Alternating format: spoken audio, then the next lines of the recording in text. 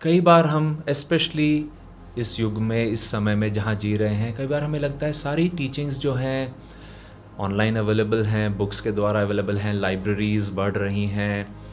और अगर सारी टेक्निक्स, टूल्स जो हमें स्पिरिचुअली ज़रूरत है जिन चीज़ों की, वो अगर हमें बुक्स के थ्रू मिल रही हैं, तो हमें गुरु की क्या ज़रूरत है।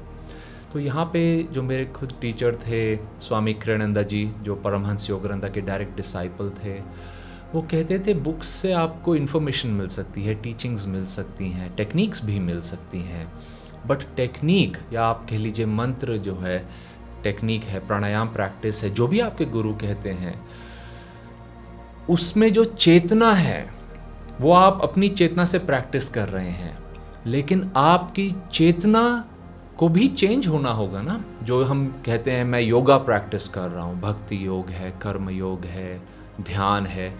योग का मतलब है यूनियन, हम किसी चीज़ से जुड़ रहे हैं।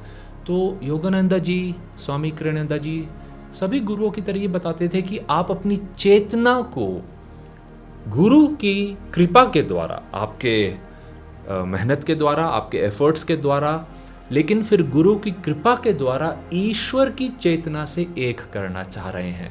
सो आपकी और मेरी चेतना धीरे धीरे जब हम उसको बढ़ाते हैं और ईश्वर की चेतना से एक करते हैं, तब आप कह सकते हैं कि हम एक योगी बन चुके हैं। हमने अपनी चेतना को योगा की स्थिति में स्थापित कर दिया है।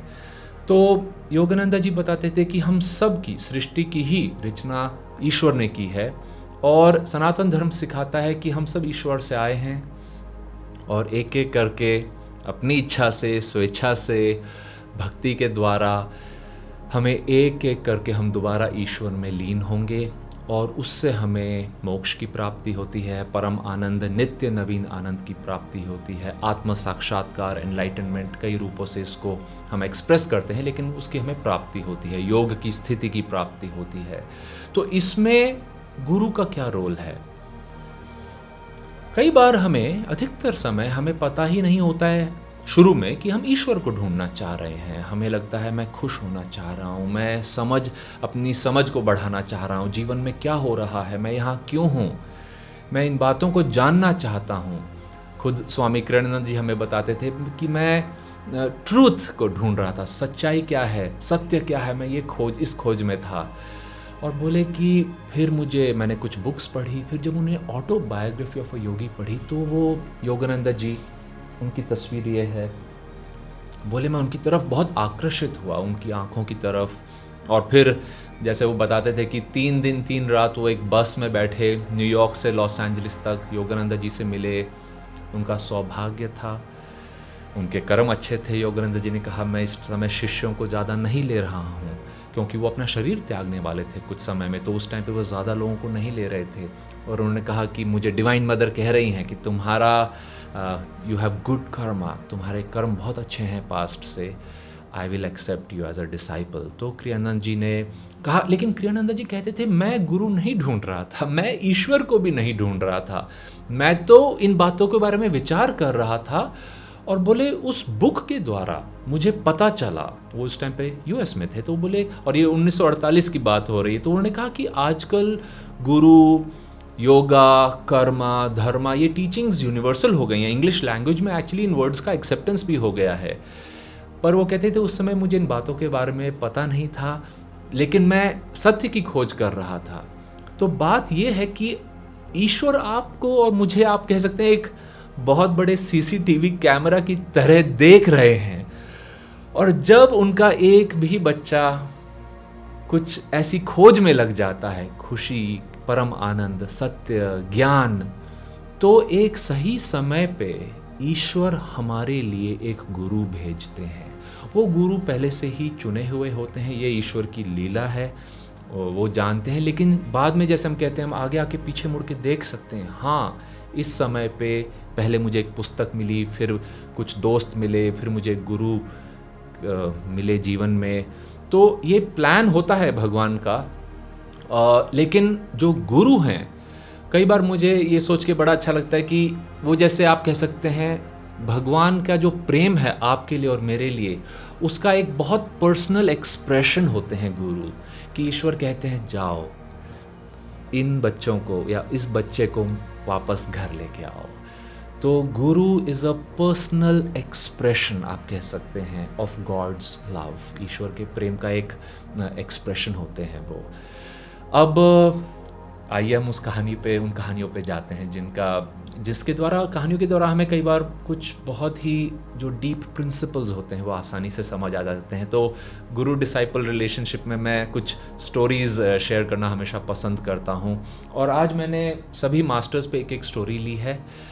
और उनकी लाइफ में ऑफ कोर्स बहुत स्टोरीज़ हैं। जैसे जीसस क्राइस्ट के डिसाइपल ने कहा कि अगर मैं उनके जीवन की सारी बातें शेयर करूंगा तो इस संसार की सभी लाइब्रेरीज भर जाएंगी, लेकिन छोटी छोटी बातें जो आपके और मेरे लिए शायद लाभदायक हों, मैंने वो कुछ चुनिंदा कहानियाँ ली हैं।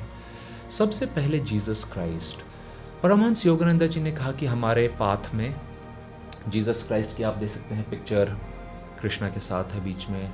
उन्होंने कहा इसके पीछे कारण ये है कि जीसस क्राइस्ट हिमालय में श्री कृष्ण से मिले थे। इस जन्म में महाअवतार बाबा जी कृष्ण के अवतार हैं, ये भी बात योगानंद जी ने हमें बताई। और उन्होंने उनसे कहा कि इस समय पे we are in a new age, जो हम कहते हैं द्वापर युग है, एज ऑफ एनर्जी, तो हमें कुछ टीचिंग्स दोबारा भेजनी चाहिए जिससे कि लोग एक यूनिवर्सल प्रैक्टिस कर सकें। तो क्रिया योग आप कह सकते हैं, मेडिटेशन, डीप मेडिटेशन प्रैक्टिस है ये एक। तो इसका क्रिया योग का दोबारा से प्रचलन हुआ, लेकिन वो रिक्वेस्ट जीसस क्राइस्ट की तरफ से आई थी, योगानंद जी बताते हैं।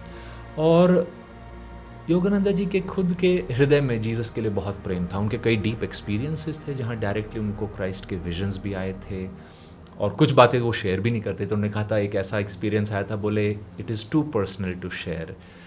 बट एक बात मुझे बाइबल में बहुत पसंद आई है, और स्वामी क्रियानंदा जी जो हमारे टीचर थे वो इस बात को बहुत दोहराते थे, इस एक लाइन को। और बाइबल में ये लाइन है, to as many as received him gave he the power to become sons of God.